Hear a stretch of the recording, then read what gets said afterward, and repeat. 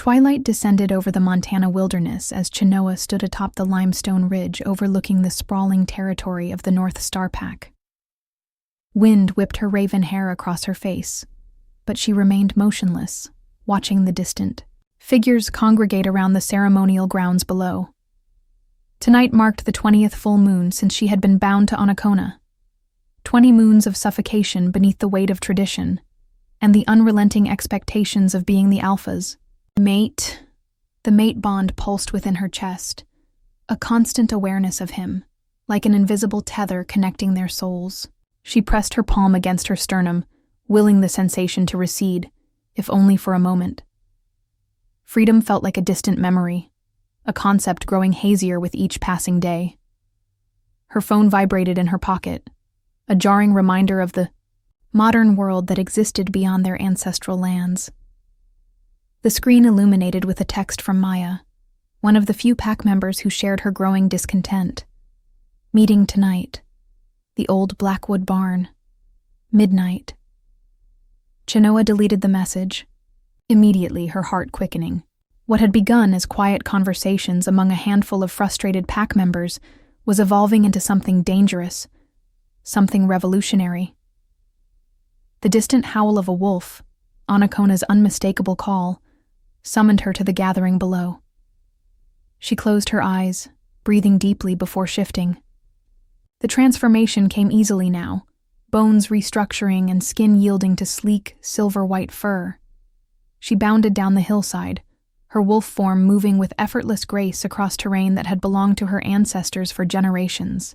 As she approached the ceremonial grounds, the pack members parted for her, their expressions a mixture of reverence and wariness. In her wolf form, she felt their judgment less keenly, though the weight of their expectations remained crushing. Onacona stood at the center of the circle, a massive black wolf with piercing amber eyes. Even in animal form, his authority was undeniable. He acknowledged her with a slight dip of his head before continuing the ritual that would determine hunting territories for the coming month. Chenoa took her place beside him, the proper position for the Alpha's mate, while inwardly bristling at the rigid hierarchy that dictated every aspect of their lives.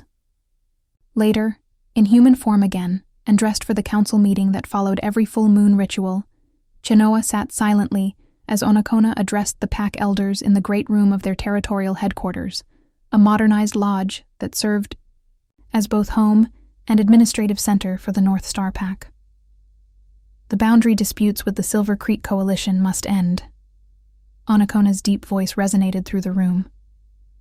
His imposing frame commanded attention, his copper skin marked with the traditional tattoos of leadership. Their alpha, Decanawida, continues to allow his younger members to hunt on our lands. Tomorrow I will take a delegation to their territory to settle this matter permanently. The elders nodded in agreement, none daring to question his approach. Chenoa watched their compliance with growing frustration. The Silver Creek Coalition was struggling after losing hunting grounds to human development, their territory shrinking year by year. Yet instead of alliance, Onacona sought confrontation. Perhaps, she found herself saying, her voice cutting, through the silence, we might consider a sharing agreement during the winter months. Their territory has been reduced by nearly 30% due to the new highway construction. The room fell silent. Onacona turned to her slowly, his expression unreadable to most. But to Chenoa, through their bond, his displeasure radiated, like heat. The council room is not the place for misplaced compassion, he replied, his tone deceptively gentle. Our duty is to our own people first. And is it compassion that makes us weak? Chenoa challenged, aware of the collective intake of breath around the table. Or is it rigid thinking that leaves us vulnerable? Elder Maka, the oldest council member and keeper of pack histories, cleared his throat. Perhaps the Alpha's mate would benefit from reviewing our histories. When Kiona led the pack through the Great Famine 2 centuries ago. I know the story of Kiona, Chenoa interrupted, earning shocked looks. How she defied her alpha mate to forge alliances with neighboring packs, saving our bloodline from extinction, and bringing great dishonor before her eventual redemption. Anakona added pointedly. History often omits the suffering caused by defiance before focusing on favorable outcomes. The subtext was clear, a warning, wrapped in historical context. Chenoa fell silent, but her mind raced. The official histories painted Kiona as eventually subservient, returning to proper place after a brief rebellion. But her grandmother had told different stories of how Kiona had transformed their society, challenging traditions that no longer served their survival. As the meeting concluded, Anakona placed his hand on the small of her back, guiding her toward their private quarters. His touch, once electrifying, now felt like a brand of ownership. In their bedroom, he closed the door before turning to her. "You undermined me in front of the council. I offered a perspective you hadn't considered," she countered, maintaining distance between them. "Your perspective contradicts pack law." His voice remained controlled, reasonable, which somehow made it worse than if he had shouted. "Our strength comes from unity and respect for tradition. And what about progress? The world is changing around us, Anakona. We can't keep pretending that isolation will protect us forever." He approached her slowly, and despite herself, her body responded to his proximity, the mate bond making her heart race, her skin flush. He cupped her face with a gentleness that contradicted the steel in his eyes. "You've been different these past months. Distracted, challenging." His thumb traced her lower lip. "Tell me what troubles you, so I can fix it." The presumption that her discontent was something to be fixed rather than heard ignited her anger anew. Yet she swallowed it down, forcing a smile. "Just tired," she murmured. "The transition between human and wolf forms has been taxing lately." He studied her face, unconvinced but unwilling to press further. "Rest then. I'll be preparing for tomorrow's delegation until late." After he left, Chenoa waited 30 minutes before slipping out through their private exit.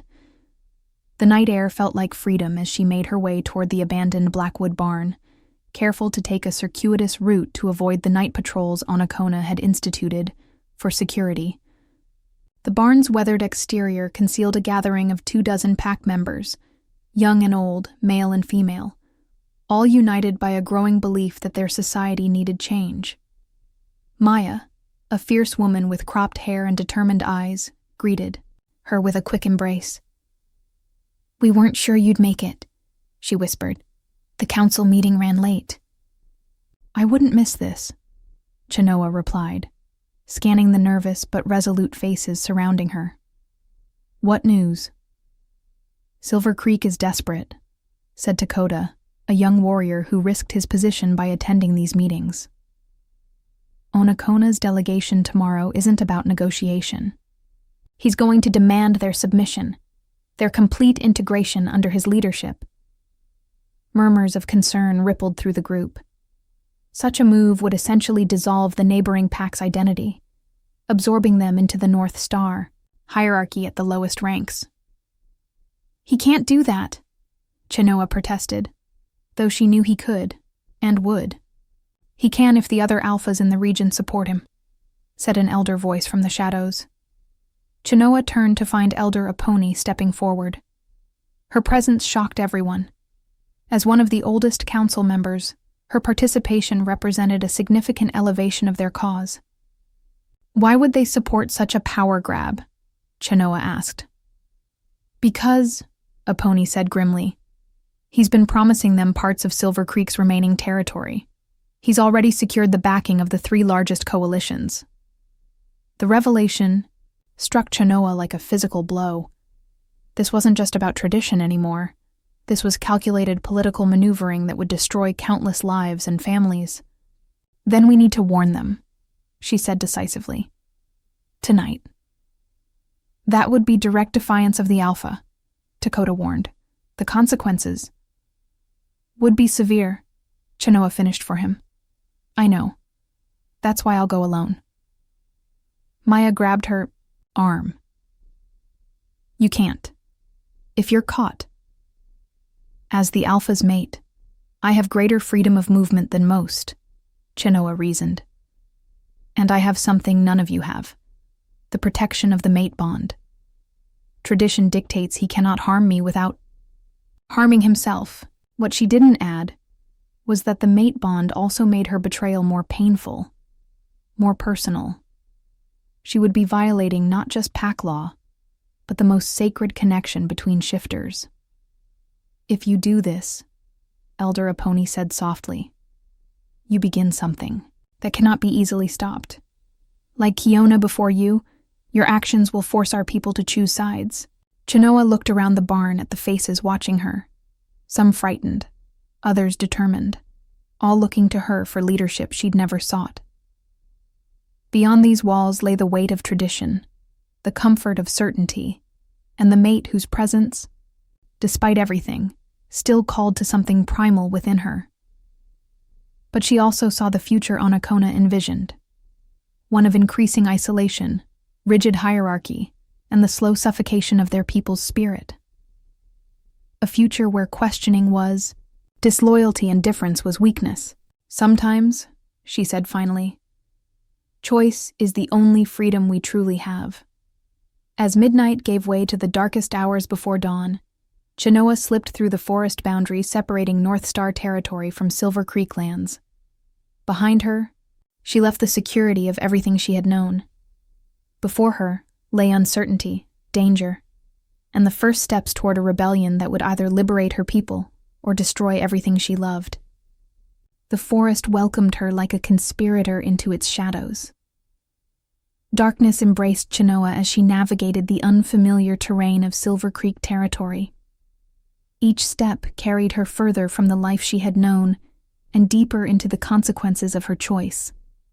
The foreign sense of another pack's lands triggered her instincts to retreat, to return to the safety of her own territory, but she pressed forward, guided by determination and the distant light of the coalition's main compound. She had shifted to her wolf form for speed and stealth, her silver-white coat a liability in the darkness that she mitigated by staying beneath the densest cover of trees. The night patrols would have discovered her absence by now. Anakona would feel it through their bond, the increasing distance, the purpose in her movements. She couldn't block him entirely, but she had learned to mute their connection, to make her emotions illegible to him when necessary. A sudden howl pierced the night, the alarm call of Silver Creek sentries. They had detected her.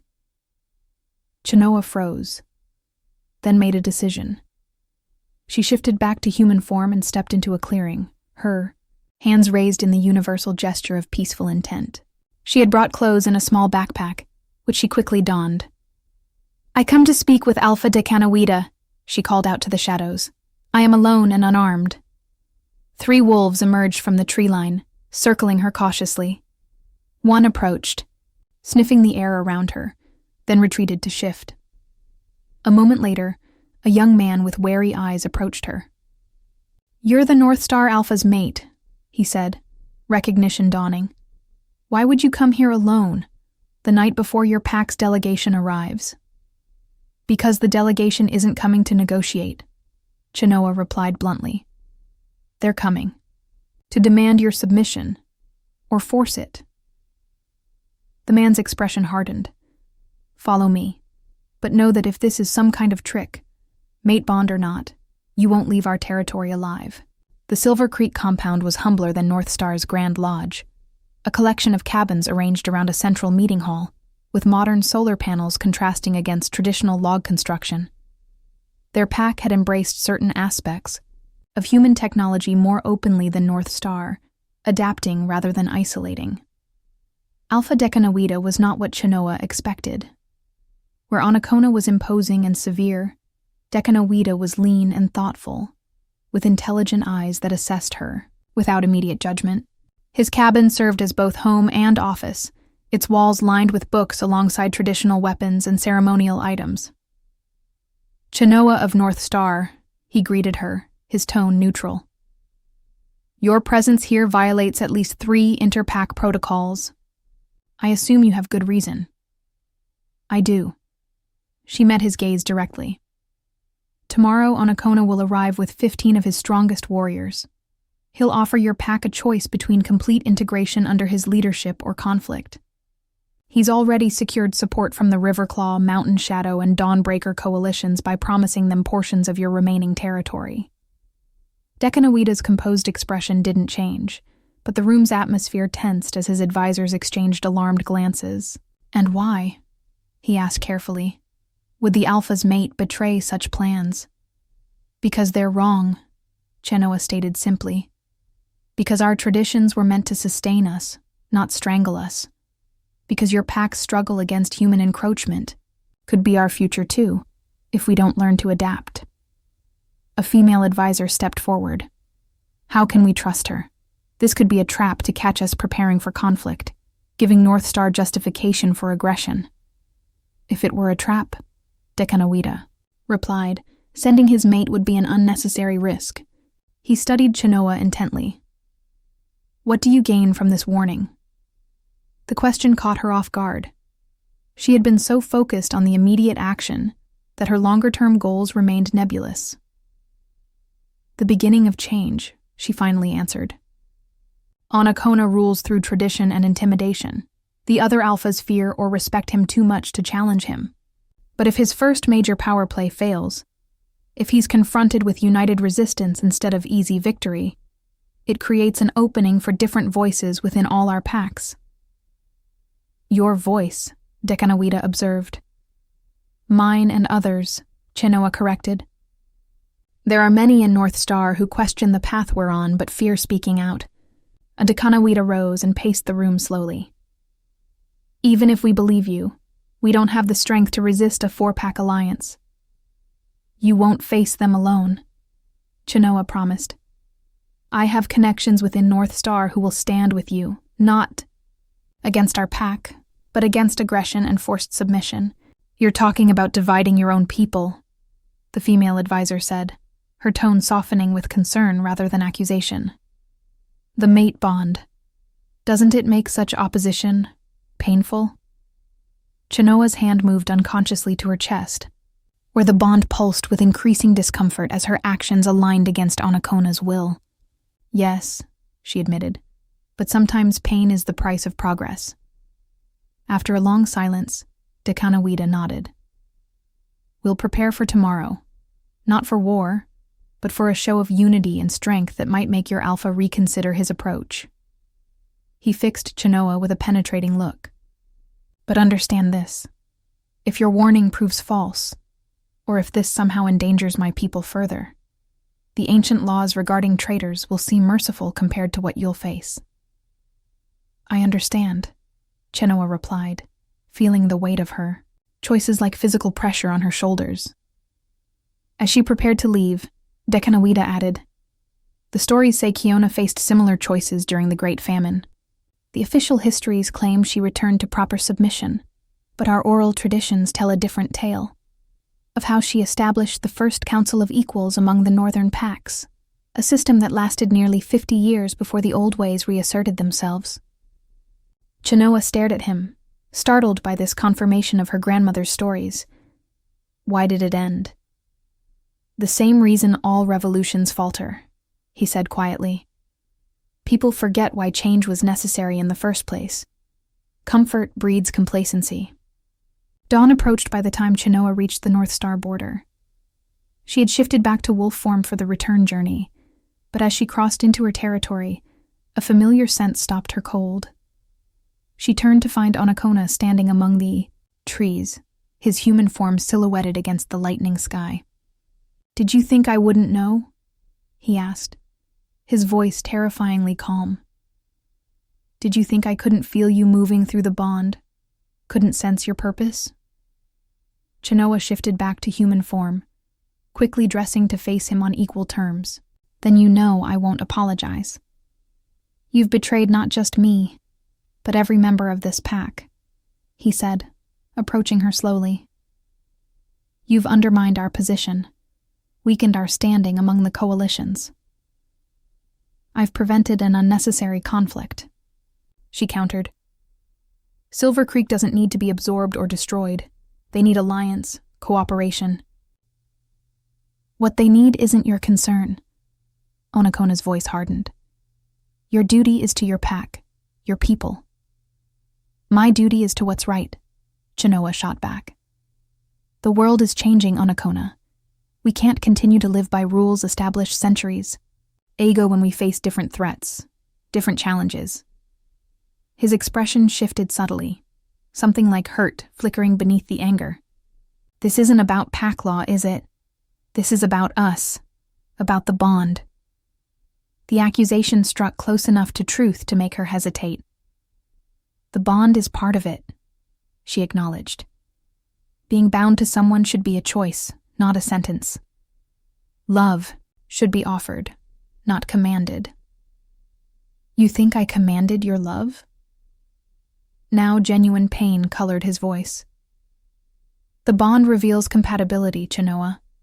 It doesn't create it from nothing. Then why does every choice I make that doesn't align with yours feel like tearing something inside me? She demanded.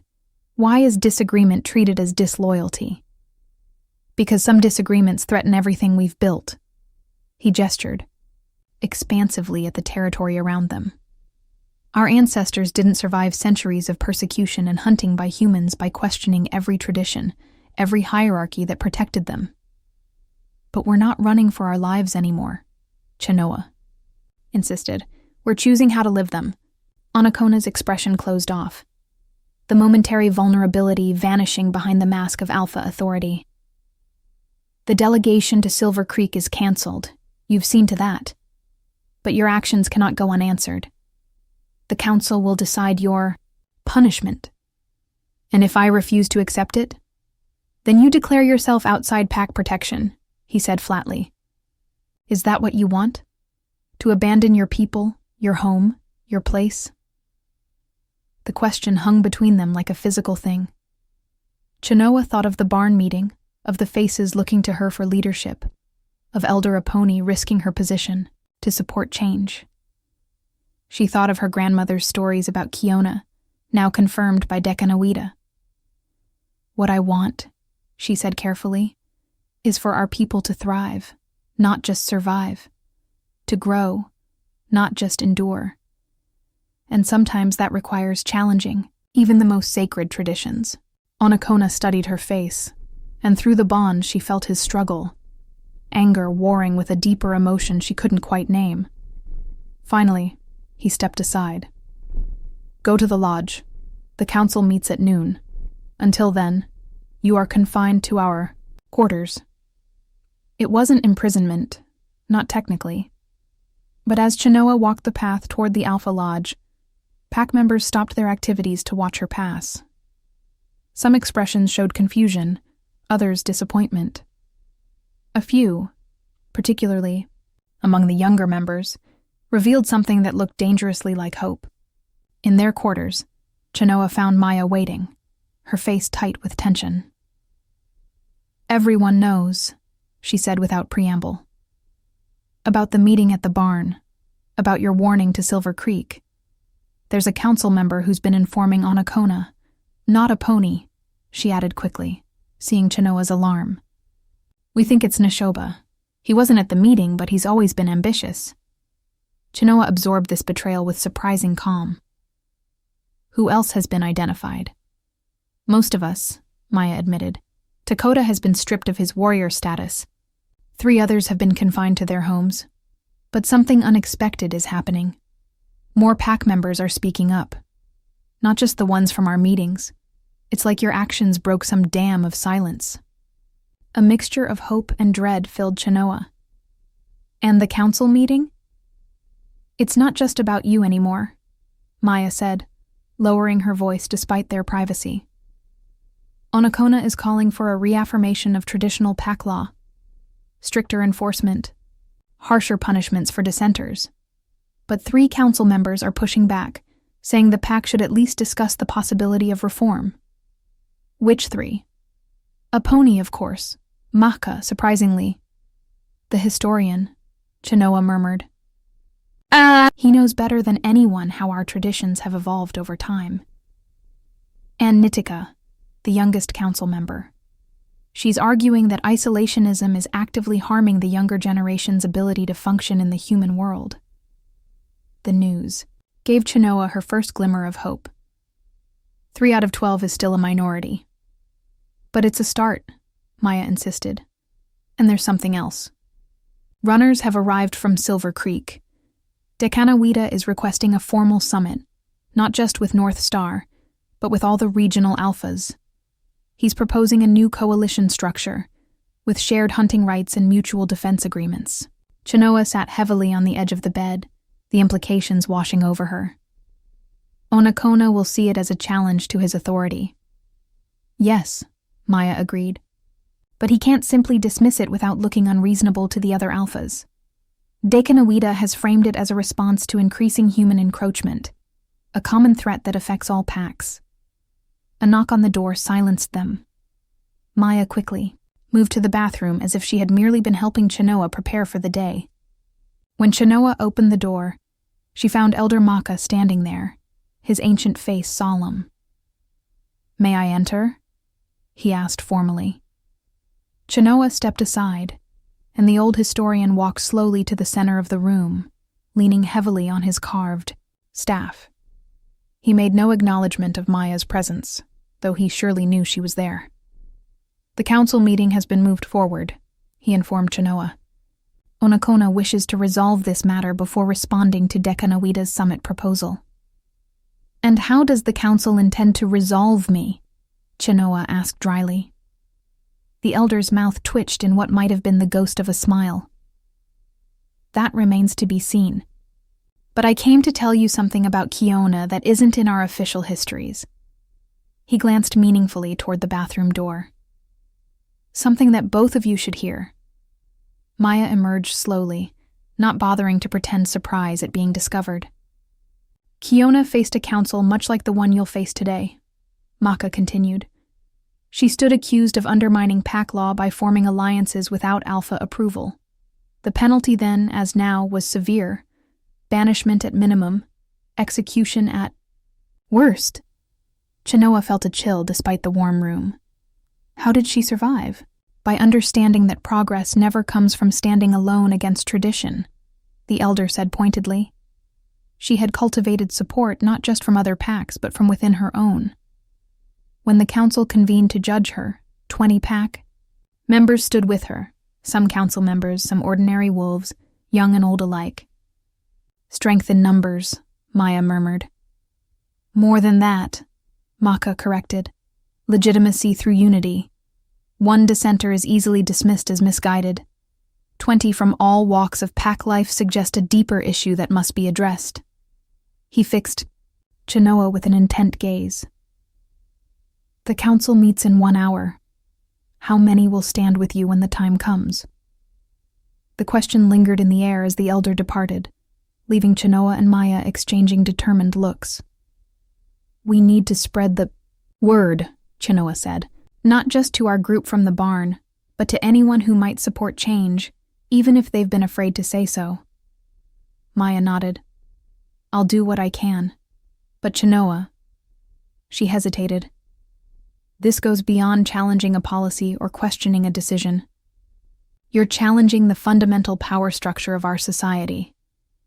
Even those who agree with you may fear the consequences of standing against the alpha. Then I'll give them something worth standing for." Chenoa replied, her mind racing ahead to the council meeting, a vision not just of what we're against, but what we're for.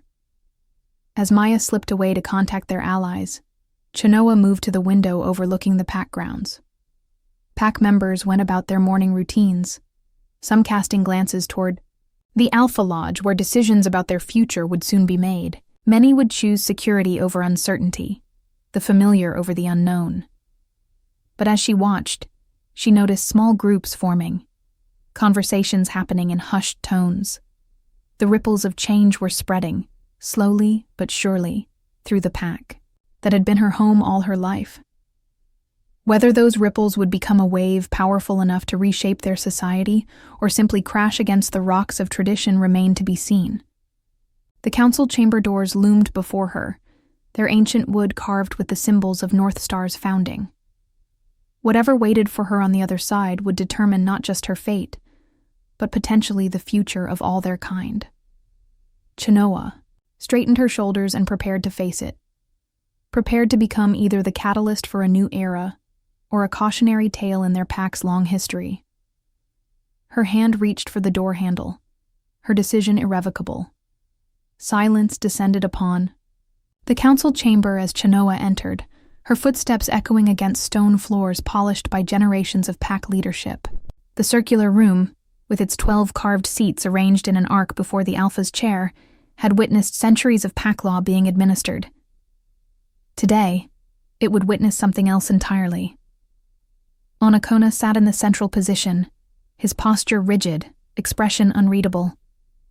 The council members, 6 male, 6 female, ranging from Elder Aponi's ancient wisdom to Nitika's youthful perspective, watched Chenoa's approach with varying degrees of concern, disapproval, and from a few, carefully concealed hope.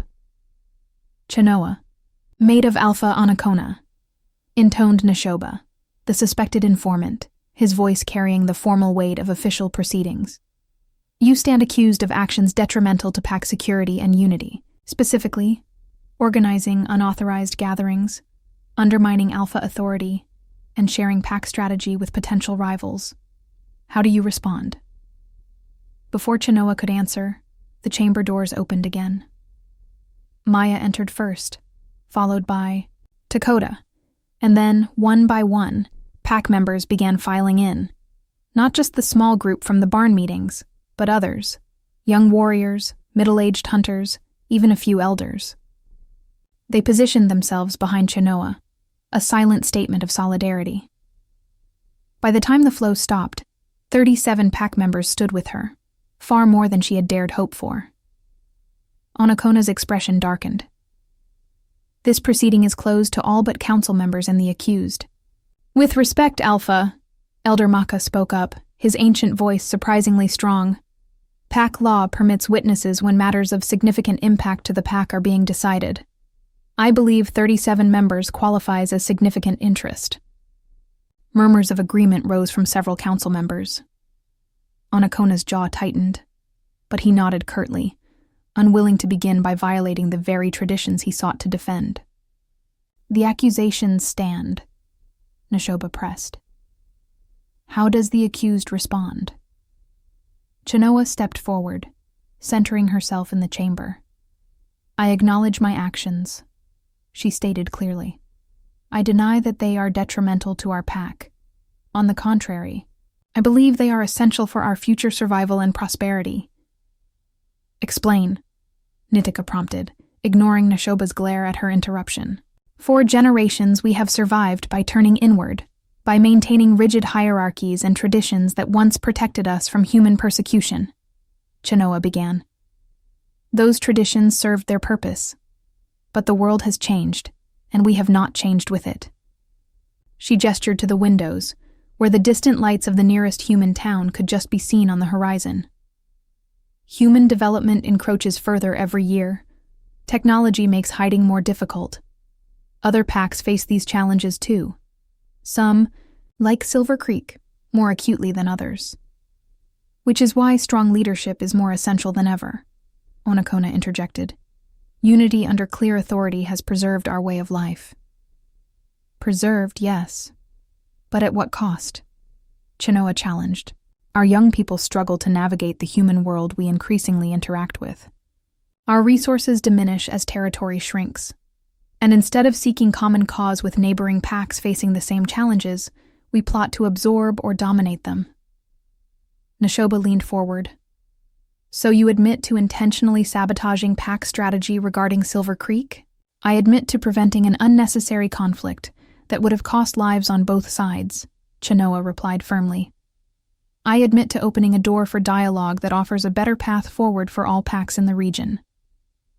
Elder Aponi spoke up. Dekanawita's summit proposal offers an interesting alternative approach. Perhaps the summit proposal is not the subject of this proceeding, Onokona cut in. The subject is pack law and the consequences for violating it. But they cannot be separated, argued Nitika. If Chenoa's actions, however unorthodox, have resulted in a potentially beneficial new approach to interpack relations. Shouldn't that factor into our judgment? The debate continued, council members becoming increasingly divided as Chenoa's supporters maintained a steady, silent presence behind her. Through the mate bond, she could feel Onakona's frustration mounting, not just at her defiance, but at the fracturing of the unity he had always maintained through his leadership. Finally, Elder Maka raised his staff, the traditional gesture requesting full attention. "I have served on this council under 3 alphas," he began solemnly. "I have witnessed our pack navigate wars, territory disputes, and the increasing challenges of coexistence with humans. Never have I seen our people so divided. Yet also never have I seen such passionate engagement with our future." He turned his ancient eyes to Onakona. "Alpha, when your grandfather led us, he faced a similar moment of choice. The human city was expanding, threatening our northern hunting grounds. The council advised war, attacking human settlements to drive them back. Your grandfather chose diplomacy instead, working through human allies to establish the nature preserve that now protects that land." "That was adaptation within tradition," Onakona responded, "not undermining pack hierarchy." "Was it?" the elder challenged gently. Many called him weak. Some questioned his fitness to lead. But he recognized that survival sometimes requires new approaches. Maka looked around the chamber. "I propose we table judgment on Chenoa's actions until after the summit with Dekanawida and the other alphas. Let us see if her unorthodox approach bears fruit before we determine its value." Murmurs of agreement rippled through the council. Even some who had seemed firmly opposed appeared thoughtful. "And in the meantime," Neshoba demanded, "do we simply ignore this challenge to alpha authority?" "I am not challenging Onakona's right to lead," Chenoa clarified, speaking directly to the council rather than to her mate. "I am challenging how we all lead, govern, and adapt. This isn't about one alpha or one mate bond. It's about our collective future." She felt Onakona's eyes on her, felt through their bond his conflicted emotions, anger still predominant, but beneath it, a grudging respect and something deeper, more personal, that she couldn't quite identify. "I will attend this summit," Onakona finally declared, rising from his chair. "Along with 3 council members of my choosing. Chenoa will also attend, not as the accused, but as my mate, and as the architect of this new approach." The concession clearly cost him, but the ripple of approval from both council and witnesses suggested it was strategically wise. The council will reconvene after the summit to address both interpack relations and internal pack governance. It wasn't victory, not yet, but it was an opening, an acknowledgement that the conversation had grown beyond simple discipline for defiance. As the council session adjourned, pack members approached Chenoa with words of support, questions, and concerns. She felt the weight of their expectations settling on her shoulders, the responsibility of having initiated change without a clear map of the destination. Onakona watched from across the chamber, their eyes meeting briefly over the heads of the gathered pack members. Through their bond, Chenoa felt a complex tangle of emotions. Pride warring with betrayal, anger with reluctant admiration. He inclined, his head slightly, a gesture that acknowledged her temporary reprieve, before turning to exit through the private alpha passage. Later that evening, Maya found Chenoa by the sacred falls that marked the eastern boundary of their territory, a place Chenoa had always sought when needing clarity. "You've started something bigger than any of us imagined," Maya said, settling beside her on the rocky outcropping. "Half the pack is talking openly about reforms now. The other half is terrified of what change might bring." "And which half will prevail?"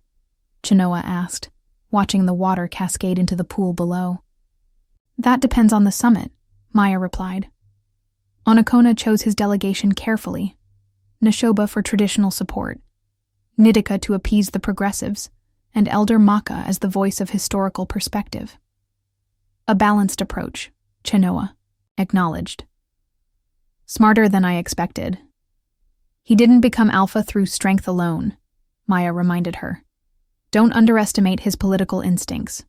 The water's roar filled the silence between them for several moments before Maya spoke again, her voice softer. The mate bond. Is it difficult, standing against him like this? Chenoa placed her hand over her heart, feeling the constant awareness of Onakona that never fully disappeared. Imagine having a second heartbeat inside your chest, she explained. One that quickens with anger when you challenge it, that aches when you pull away, that pulses with a longing that isn't entirely your own. You still love him, Maya observed. Not a question, but a recognition.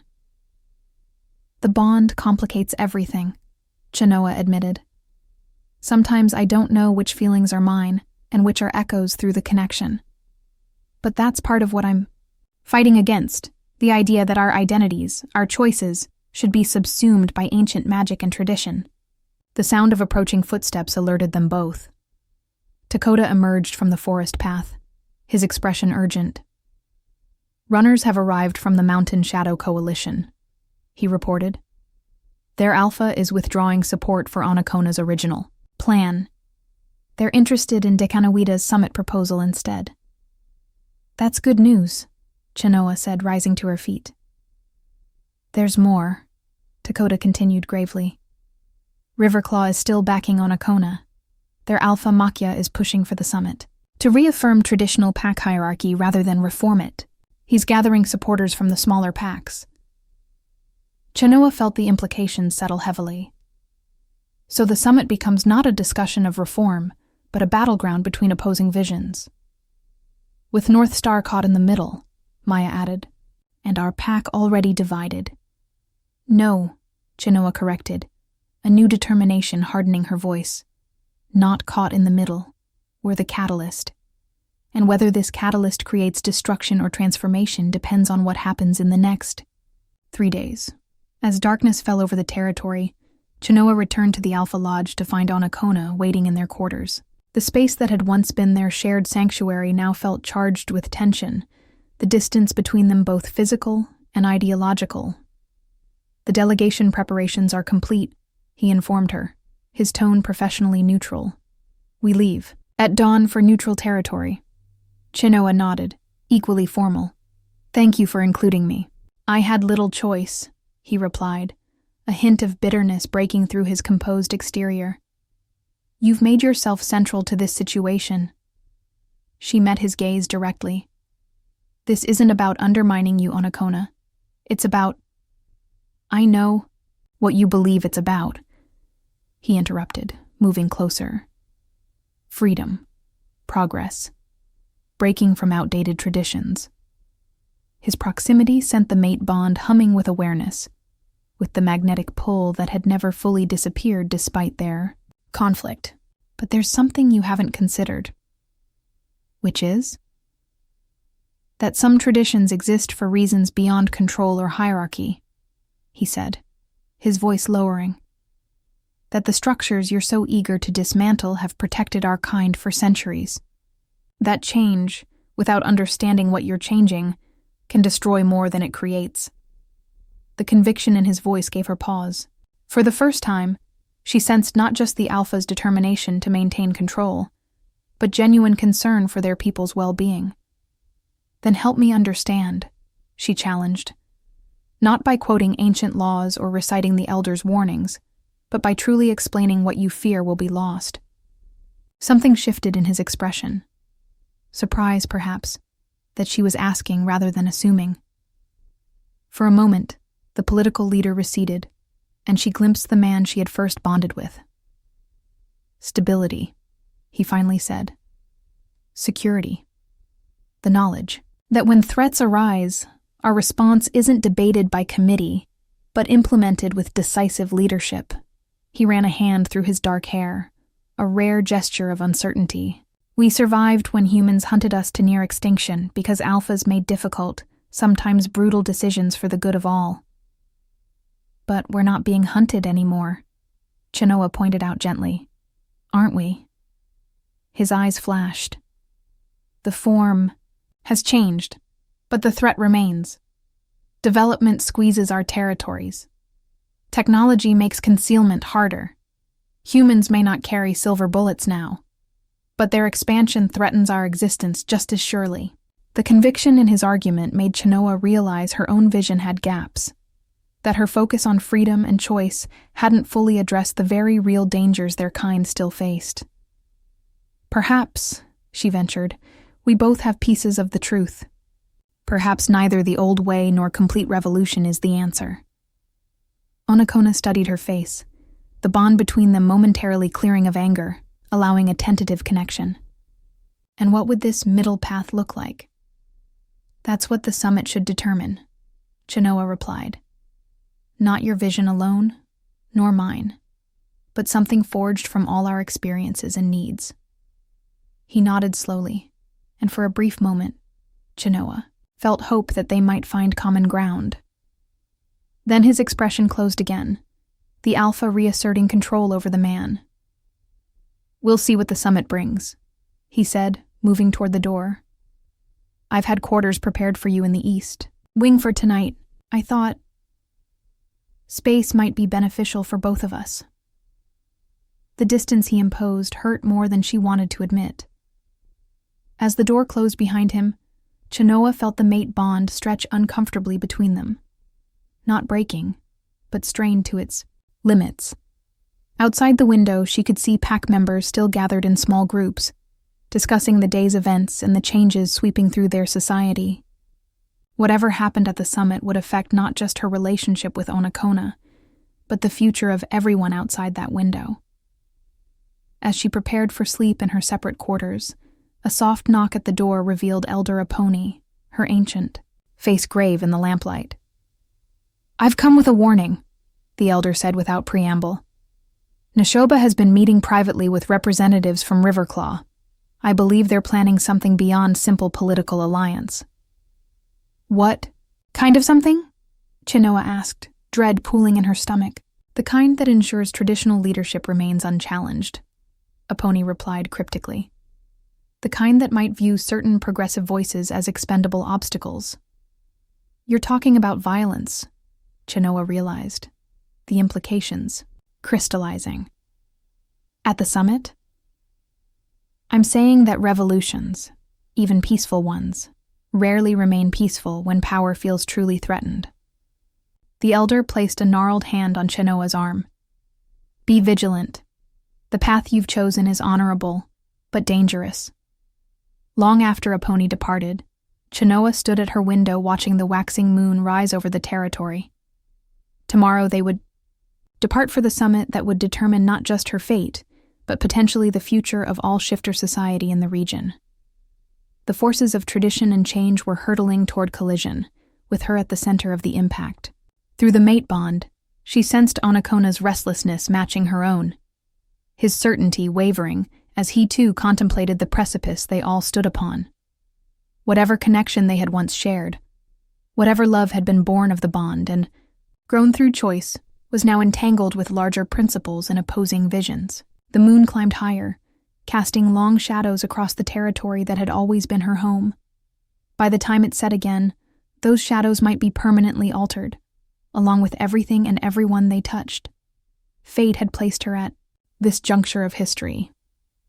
Whether she would be remembered as a destroyer of tradition or the architect of a new era remained to be seen. The only certainty was that there would be no turning back from the path that dawn would illuminate. Revelation awaited with the rising sun. Mountains loomed against the dawn sky as the North Star delegation approached the neutral meeting grounds, an ancient amphitheater carved into stone centuries ago when shifter gatherings were more common.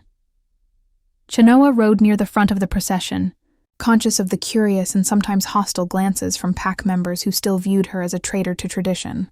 Onokona led them, his powerful presence drawing eyes from the other pack delegations already assembled in the valley below. The mate bond hummed with his tension, and something else, a resolution that made Chenoa uneasy. Whatever concessions, He had made at the council meeting. He was arriving at this summit with his own agenda firmly in mind. "Impressive turnout," observed Nitika, riding beside Chenoa. The youngest council member had become an unexpected ally, her modern education making her receptive to the idea of reform. 11 packs represented. That hasn't happened in decades. Below them, colorful banners marked each pack's designated area. The largest spaces belonged to the major coalitions: North Star's midnight blue, Silver Creek's forest green, Riverclaw's deep red, Mountain Shadow's gray, and Dawnbreaker's golden yellow. Smaller packs had positioned themselves strategically, already indicating their likely allegiances. "And each leader brings their own priorities," Elder Mahka noted from behind them. "Some seek protection from human encroachment, others covet expanded territory, while a few simply wish to preserve their independence." "All valid concerns," Chenoa acknowledged. "The question is whether we can address them through cooperation, rather than dominance." Neshoba snorted derisively. "Cooperation requires equals. Not all packs are equal in strength or resource management." "Yet all face the same fundamental threats," Chenoa countered. "Human expansion, dwindling wild spaces, the challenge of balancing our dual natures in a world that doesn't acknowledge our existence." As they descended into the valley, Chenoa noted the careful choreography of power. Delegations watched each other warily. Warriors maintained polite distances that could close in seconds if hostilities erupted. Centuries of territorial instinct didn't disappear, simply because of a peaceable gathering. Dekanawida of Silver Creek approached as they dismounted, offering the traditional greeting of open palms to Anakona. "North Star honors us with its presence," he said formally, though his eyes flickered briefly to Chenoa with subtle acknowledgement. "The honor is mutual," Anakona replied with equal formality. "May this summit bring clarity to all our packs." The careful diplomatic exchange continued as other Alpha leaders joined them. Makya of Riverclaw, with his intimidating bulk and calculating eyes. Helona of Mountain Shadow, her lean frame belying formidable strategic intelligence. Dakota of Dawnbreaker, whose youthful appearance disguised centuries of experience. "The amphitheater awaits," Dekanawida announced to the gathered leaders. By ancient tradition, each Alpha may bring 2 advisors to the inner circle. All others remain in the outer tiers. Chenoa felt Onakona's decision through the bond before he spoke it aloud. "Elder Maka and Neshoba will join me," he stated, deliberately excluding her. It was within his rights as Alpha, but the intent was clear: to minimize her influence. Chenoa accepted the slight with outward grace, moving toward the outer tiers where she found herself seated near Maya, who had traveled separately with other North Star supporters. "A political maneuver," Maya whispered as the Alphas and their chosen advisors took positions in the central stone circle. "He fears what you might say." "Or he's protecting pack hierarchy," Chenoa replied, watching Neshoba's satisfied expression as he took his place. "Either way, this isn't about me." The summit began with traditional ceremonies, acknowledgments of territories, ancestral invocations, ritual establishment of temporary peace. Then, Dekanawida, as the host Alpha, rose to address the gathering. "We stand at a crossroads." His voice carried clearly through the natural acoustics of the amphitheater. "For generations, our kinds have survived through separation, hierarchy, and tradition. These served us well when humans hunted us, when wilderness remained vast enough for all." He gestured to the distant smudge of human development visible even from this remote location. "But the world changes. Our territories shrink. Our young struggle to find their place between 2 worlds. Some packs prosper while others face extinction. The question before us is simple. Do we continue as we have, competing for diminishing resources, or do we forge a new approach that serves all our kinds?" Murmurs rippled through the gathered delegations as Dekanawida outlined his proposal. a formal coalition of all regional packs, with shared hunting rights in border territories, mutual defense agreements, coordinated approaches to human encroachment, and, most controversially, a governing council where decisions affecting all would be made by consensus rather than alpha decree. When he finished, Makia of Riverclaw immediately rose, his imposing figure commanding attention. "This proposal undermines the very foundations of our society," he declared. "The alpha system has ensured our survival for millennia. Strong leadership, clear hierarchy, these aren't outdated concepts, but essential protections against chaos." His gaze swept the amphitheater, lingering briefly on Chenoa. "We've already seen the consequences of questioning these principles. Division within packs, challenges to rightful authority. Are we to embrace anarchy in the name of progress?"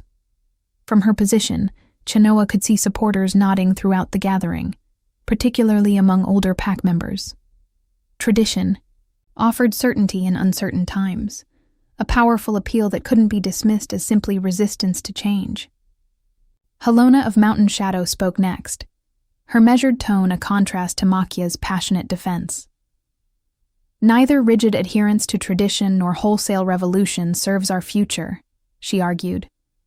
"Perhaps adaptation is the middle path, preserving what works while acknowledging what must evolve." The debate continued for hours, perspectives ranging from enthusiastic embrace of Dekanawita's vision to outright rejection. Onokona remained silent throughout, his face unreadable, though through the mate bond, Chenoa sensed him absorbing, calculating, formulating his position. During a brief recess, she found herself approached by a young woman from Dawnbreaker territory who introduced herself as Kimi. "Your courage is inspiring many," she said quietly, "especially those of us who have questioned the mate bond system." "The bond itself isn't the problem," Chenoa clarified, conscious of eavesdroppers. "It's treating it as an unquestionable command rather than a connection to be explored and understood." "Like many of our traditions," Kimi agreed. "They began as adaptations that served survival, then calcified into rigid laws." She glanced around before continuing in a lower voice. "Be careful. There are those who see reform as existential, threat rather than evolution. Whispers say Riverclaw warriors have been positioned throughout the gathering, prepared for something beyond debate." The warning confirmed Elder Aponi's suspicions. Chenoa thanked the young woman, her unease growing, as she watched Neshoba deepen conversation with several Riverclaw representatives during the recess. When the summit reconvened, Onokona finally rose to speak. The amphitheater fell silent, all eyes on the Alpha whose territory and influence had dominated regional politics for decades. "I have listened carefully to all perspectives," he began, his deep voice resonating through the stone chamber. "To claims of tradition's wisdom and progress's necessity, to fears of what might be lost, and hopes for what might be gained." Chenoa felt a ripple of apprehension through their bond. Something shifted in his energy, a decision crystallizing. "North Star has stood as a beacon of leadership through times of crisis," he continued. "We have maintained our ways while others faltered. This has not been without cost or sacrifice." His gaze found Chenoa briefly before returning to the gathered leaders. "Recent events within my own pack have forced me to confront questions I had long considered settled, to examine whether leadership means imposing a single vision or cultivating the strength of many voices."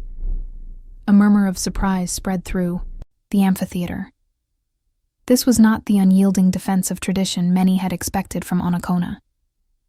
"I propose a compromise," he declared.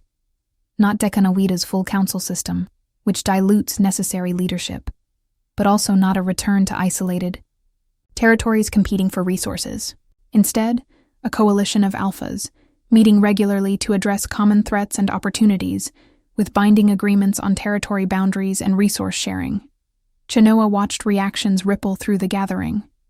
Thoughtful consideration from some, disappointment from progressives hoping for more fundamental change, relief from traditionalists fearing wholesale revolution.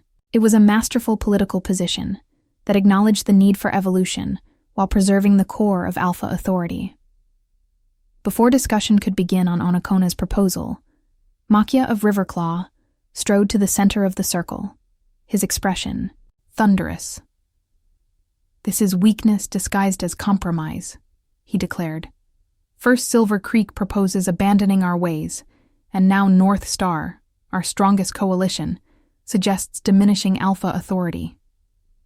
He turned slowly, addressing the entire gathering. "I see now what many have feared, that the corruption of our traditions begins from within. That challenges to rightful authority spread like disease when not immediately contained." His gaze fixed on Chenoa with unmistakable menace. "The source of this contagion is clear. An Alpha's mate who defies both bond and duty has poisoned these proceedings before they began." The accusation hung in the air, dangerous and provocative. Through the mate bond, Chenoa felt Onokona's surge of protective anger, even as his face remained impassive. "You overstep, Makia," Dekanawida warned. "Personal accusations have no place in these proceedings." "Don't they?" Makia countered.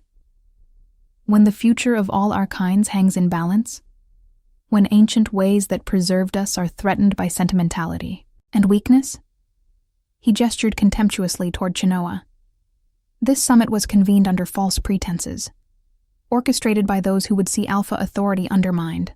The amphitheater's atmosphere tensed, warriors from various packs subtly shifting positions. Chenoa noticed Riverclaw members spreading throughout the gathering, hands near concealed weapons. Onokona stepped forward, positioning himself between Makia and the outer tier where Chenoa sat. "You question my mate's honor, and by extension mine," he stated, his voice dangerously quiet. "Choose your next words with care, Riverclaw." "I question whether you remain fit to lead, North Star," Makia replied bluntly. "Whether your judgment remains clear or has been compromised by divided loyalties." It was a direct challenge, one that couldn't be ignored without losing face, before all assembled packs. Through the bond, Chenoa felt Onokona's recognition of the trap Makia had laid. Physical confrontation would prove traditionalists right about the need for dominance. Refusal would signal weakness unacceptable in an Alpha. Before Onokona could respond, Elder Maka stepped forward, his ancient voice cutting through the tension.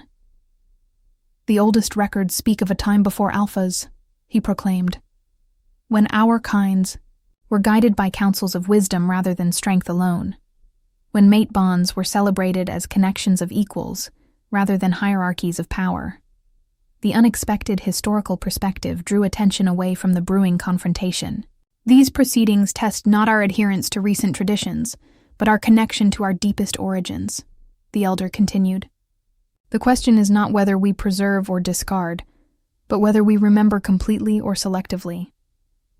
His words created space for de-escalation, intellectual consideration replacing imminent physical threat. Chenoa sensed Neshoba's frustration. Through his body language, saw Riverclaw warriors exchanging uncertain glances as their Alpha's provocations failed to trigger the conflict they had positioned for. As discussion resumed, now centered on examining which traditions truly served survival and which merely preserved power structures, Maya leaned close to Chenoa. "This isn't over," she whispered. "Makia didn't come here for debate. He came prepared for confrontation. And he'll create one if his strategy fails," Chenoa agreed, watching the Riverclaw Alpha's barely contained anger as other leaders engaged seriously with Elder Maka's historical context. The summit continued into evening, torches illuminating the ancient amphitheater as proposals and counter-proposals emerged. Gradually, a framework began taking shape. Neither Dekanawida's full council system, nor Makia's rigid traditionalism, but something approaching Onokona's middle path with elements, drawn from multiple perspectives. As night deepened and the gathering adjourned until morning, Chenoa found herself approached by Onokona himself, his expression inscrutable. "Walk with me," he requested. Not a command, but not quite a question either. They moved away from the encampments toward a ridge overlooking the valley, the mate bond humming between them with complicated emotions. Distance from the gathering allowed both to lower the careful masks they had maintained throughout the day. "Your compromise proposal surprised many," Chenoa observed, "including me."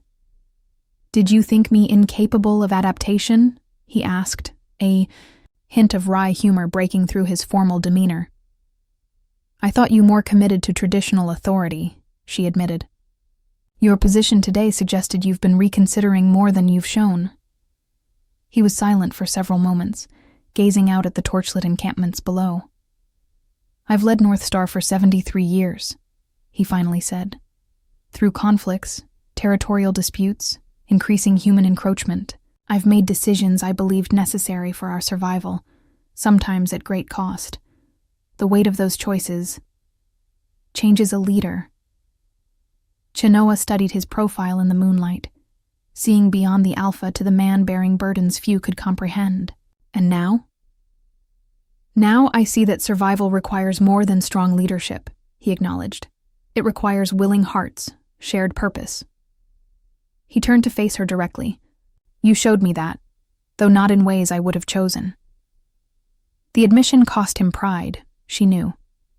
Through their bond, she felt his genuine struggle, the alpha accustomed to certainty now navigating unfamiliar terrain of compromise and reconsideration. "Makia won't accept the direction this summit is taking," Chenoa warned, changing the subject from the more personal terrain they approached. "His warriors are positioned throughout the gathering. Whatever he planned when challenging you publicly, he has alternatives if that fails." "I know," Onokona replied grimly. "Neshoba has been feeding him information, believing Riverclaw would support traditional authority. What he doesn't realize is that Makia seeks not to preserve tradition, but to expand his own influence. If the Alpha system continues, he believes, he can eventually dominate all regional packs."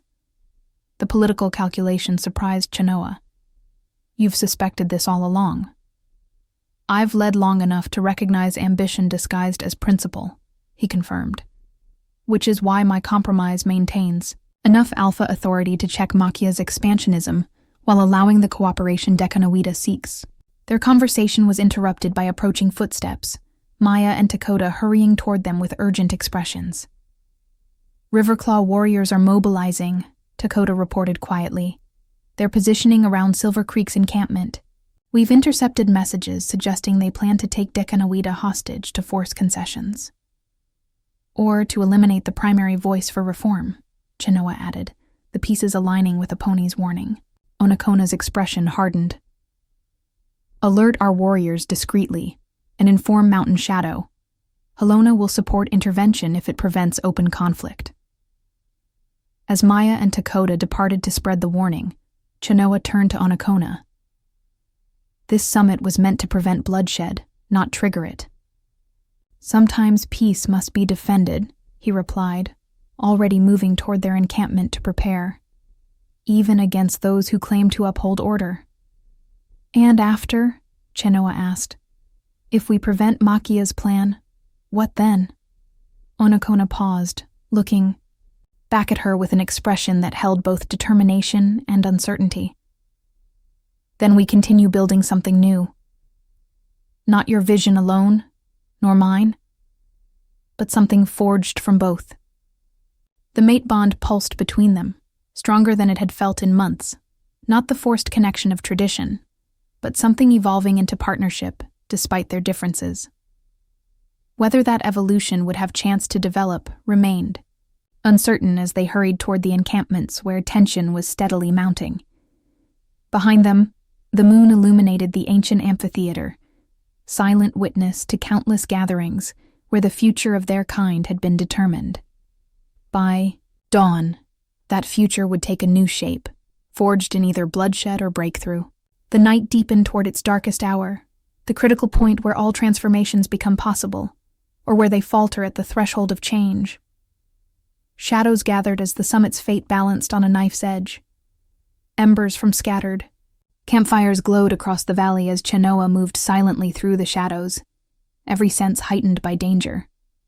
The night had descended into tense preparation as word of Riverclaw's planned ambush spread through loyal delegations.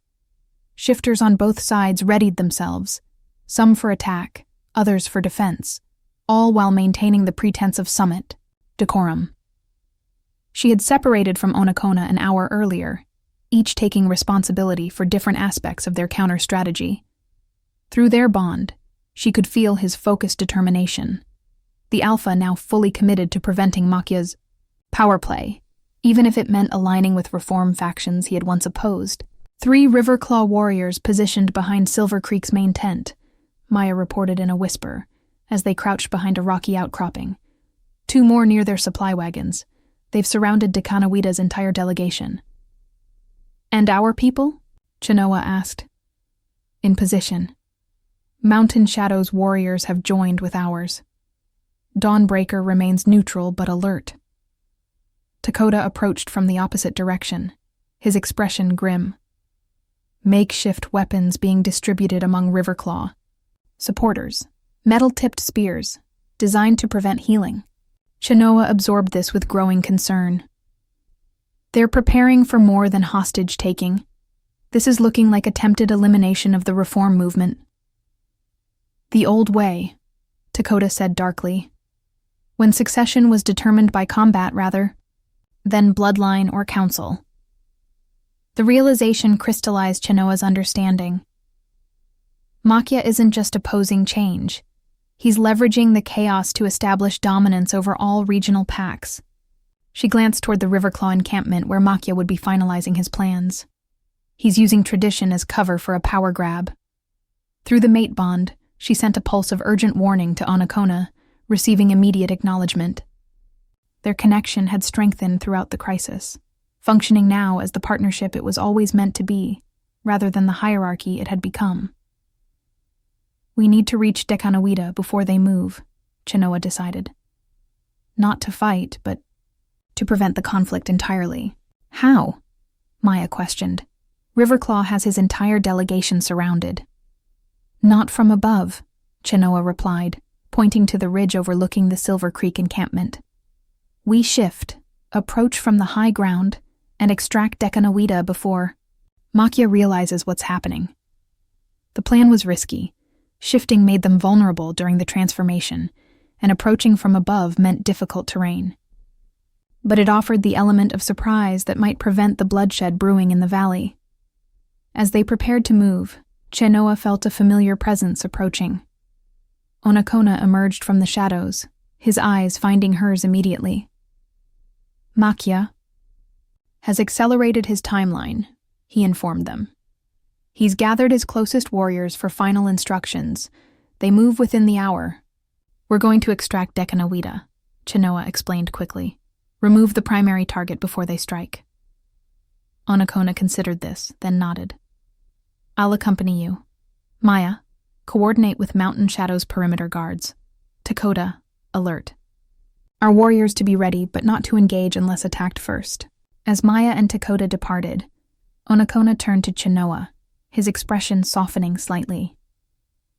"This wasn't how I envisioned the summit concluding." "Few revolutions follow their planned course," she replied, a hint of wry humor despite the tension. "Is that what this is? A revolution?" The question seemed genuine rather than accusatory. "A transformation," Chenoa corrected. "Revolutions overthrow. Transformations evolve." Something shifted in his expression. Understanding, perhaps, or acceptance of the inevitability of change. "Let's prevent this one from becoming bloody," he said, moving toward the ridge path. History remembers peaceful transitions more kindly than violent ones. They ascended the rocky path in human form, before finding a sheltered position to shift. The transformation came easily to both, their wolf forms emerging in smooth, practiced motions. Onokona's massive black coat contrasting with Chenoa's sleek silver-white fur. In wolf form, they communicated through subtle signals, moving silently, across the ridge toward the position above Silver Creek's encampment. Below them, they could see Riverclaw warriors tightening their perimeter, weapons concealed but ready. Chenoa felt her mate's presence beside her, strong, focused, synchronized with her movements in a way they hadn't experienced in months. The bond between them hummed with unity of purpose, if not yet unity of vision. They located a narrow path down the rock face that would bring them directly behind Dekanawita's personal tent. As they began their descent, a sudden howl split the night, the alarm call of a Riverclaw sentry who had spotted their approach. Instantly, the pretense of peace shattered. Warriors below abandoned concealment, weapons appearing in hands as shouted orders echoed across the valley. The carefully planned extraction had become a race against chaos. Chenoa and Onokona accelerated their descent, shifting back to human form at the bottom and quickly donning the clothes they'd carried in small packs. They burst into Dekanawita's tent to find the Silver Creek Alpha already alert, surrounded by his advisors.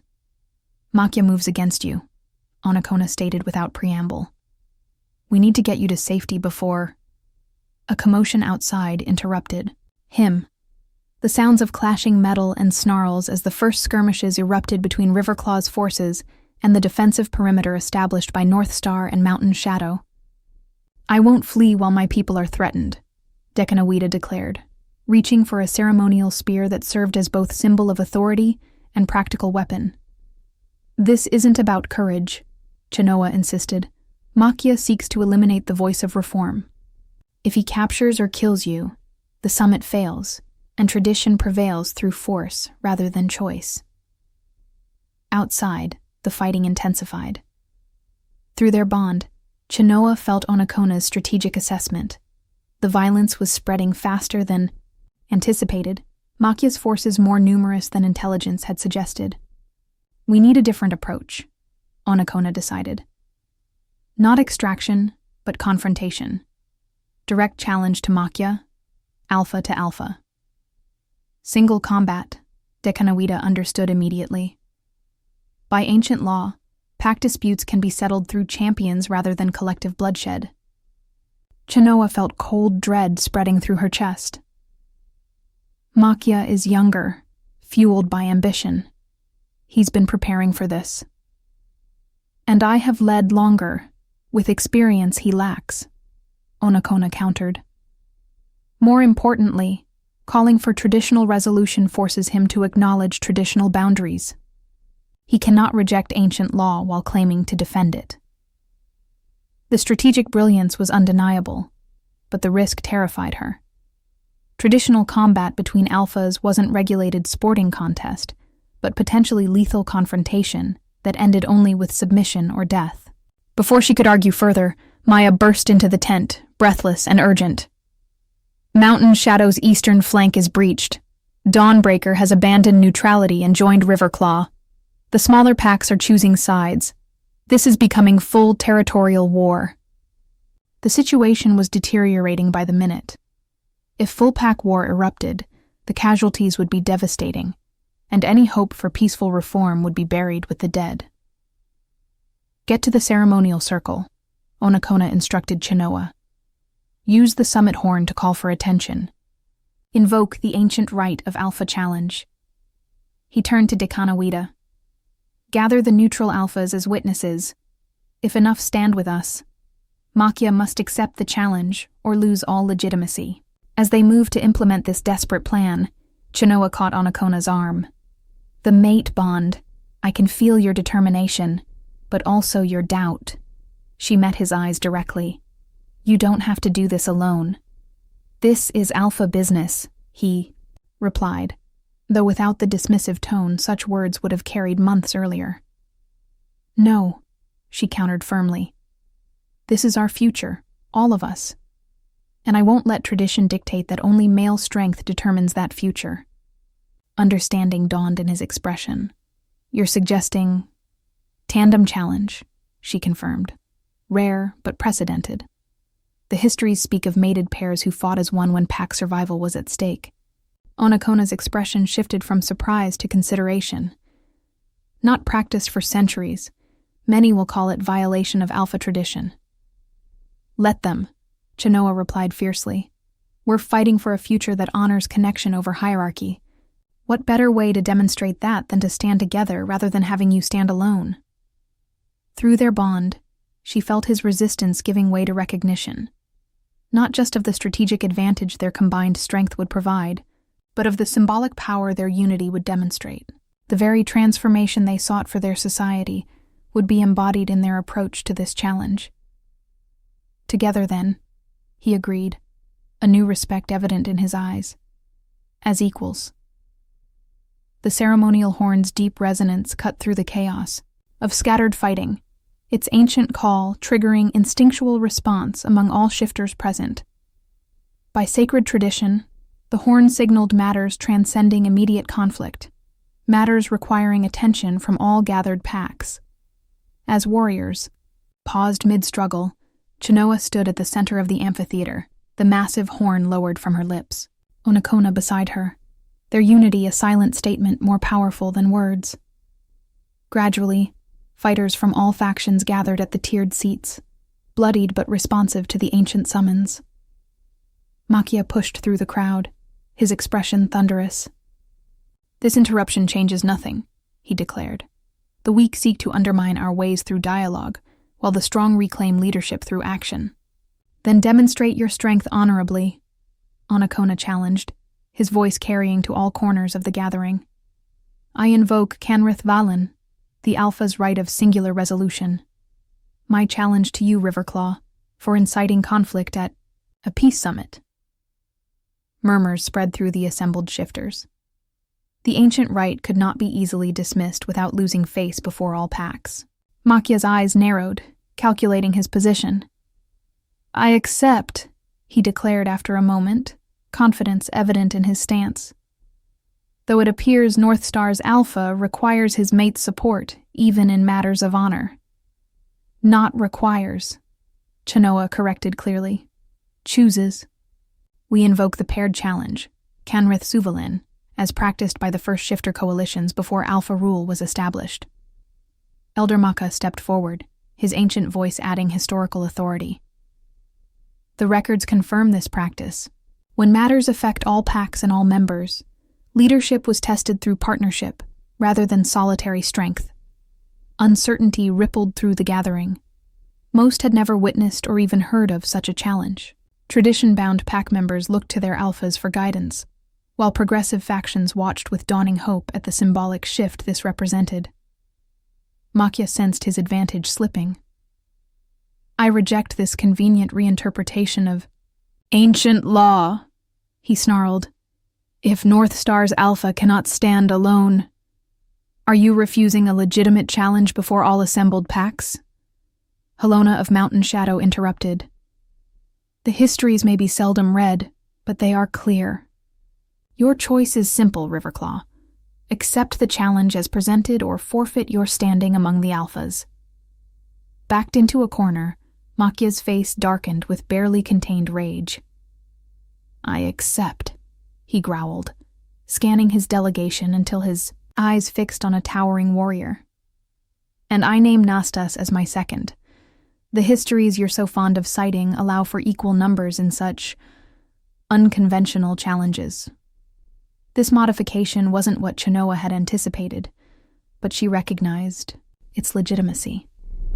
Nastas was Makia's most feared enforcer, younger than his alpha, but renowned for brutal efficiency in combat.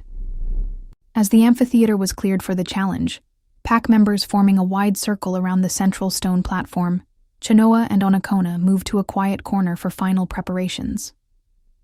"He's chosen well," Onokona observed grimly. "Nastas is faster than Makia, specializes in disabling opponents while his alpha delivers final blows. They've fought together before."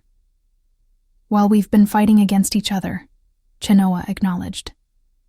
Through their bond, she could feel Onokona's concern, not for himself but for her.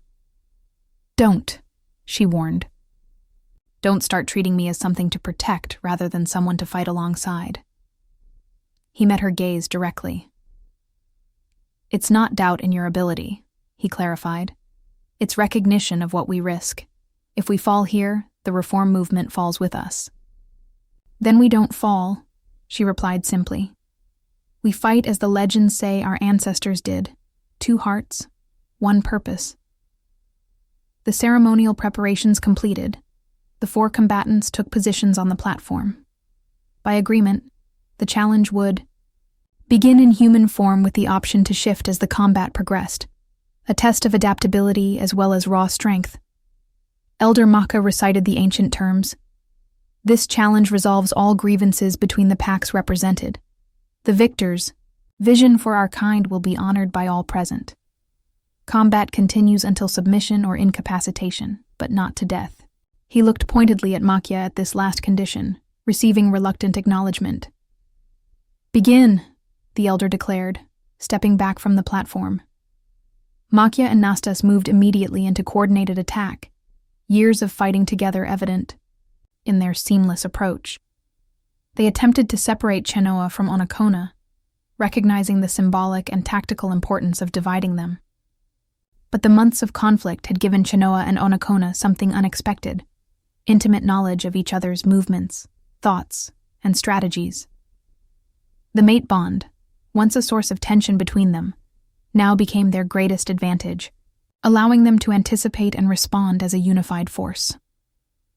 When Nastas drove toward Chenoa with overwhelming force, she didn't retreat, but pivoted, using his momentum against him, while Onokona moved simultaneously to counter Makya's flanking attempt. They flowed around each other like water, neither leading nor following, but moving in perfect complementary rhythm. The combat intensified as Makya signaled the shift to wolf form. The transformation rippled through all 4 combatants nearly simultaneously, clothing falling away as human forms yielded to fur and fang.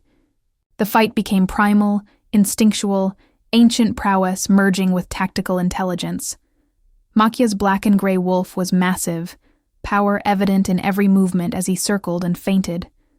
Nastas's russet form was leaner, quicker, darting in, for swift attacks before retreating.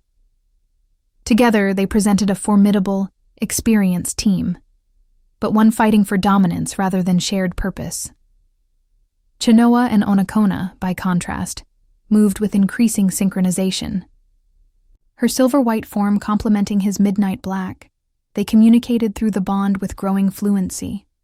Not just tactical coordination, but deeper understanding flowing between them. Where Makya and Nastas fought as trained partners, Chenoa and Onokona began fighting as extensions of each other. The gathered packs watched in tense silence as the combat shifted from physical contest to something more profound, a visible representation of competing worldviews.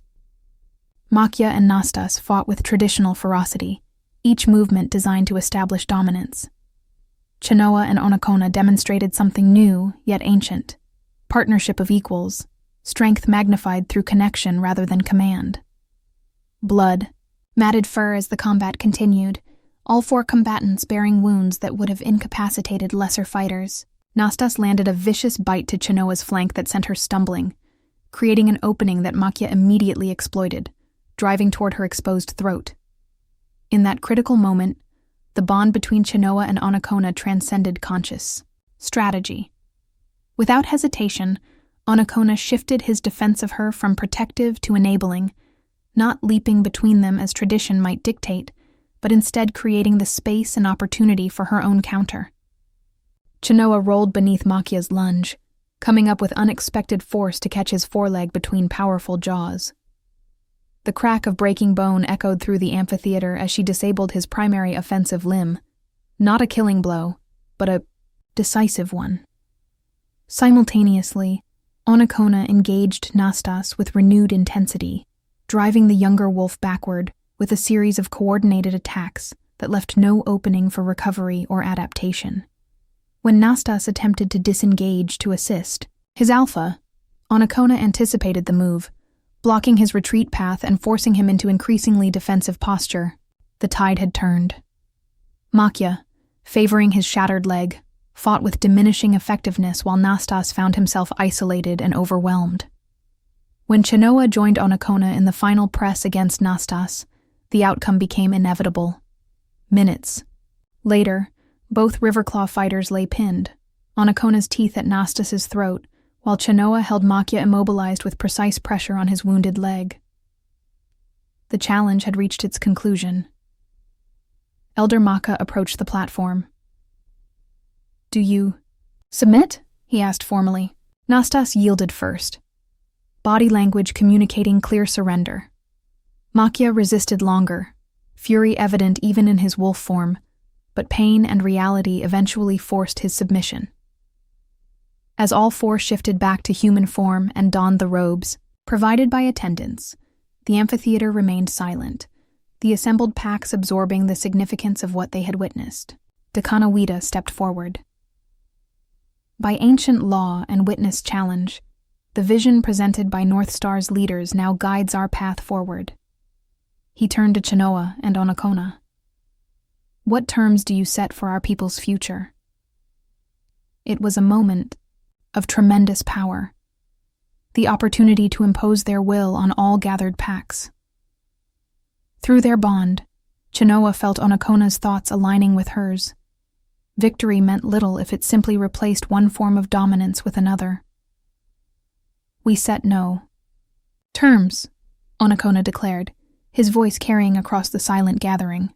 "Instead, we propose the council that Dekanawida first suggested, representatives from all packs determining our collective future through dialogue rather than combat." "With one modification," Chenoa added. "The council includes not just alphas, or their appointed representatives, but members from all segments of pack society, including those who have traditionally held less voice." Murmurs rippled through the amphitheater. Surprise, consideration, and cautious hope mingling with uncertainty and resistance. Change, even when demonstrated superior through challenge, remained frightening to many. "And Riverclaw?" Halona asked, eyeing Makia's defeated but still defiant posture. "They oppose this vision to the point of bloodshed. They join the council as equals," Chenoa stated firmly. "This transformation must include all perspectives, even those that challenged it. Otherwise, we simply create new divisions rather than healing old ones." Makia looked up sharply, clearly having expected punishment rather than inclusion. His expression remained guarded, but something, confusion, perhaps, or the first seed of reconsideration, flickered in his eyes. As the summit transitioned, from combat to construction, pack representatives gathering in small groups to begin the complex work of reimagining their society, Chenoa and Onokona found a quiet moment away from the crowds. Their wounds were already healing, shifter physiology repairing damage that would have been devastating to humans. "You could have established yourself as Supreme Alpha," Chenoa observed. "After defeating Makia, no one would have challenged your authority to lead all packs. That victory would have undermined everything we fought for," Onokona replied. "And we is the operative word. What happened today wasn't my triumph or yours. It was the beginning of something beyond either of us." Through their bond, she felt his genuine transformation. The alpha who had once valued control above all, now embracing the uncertainty of shared leadership.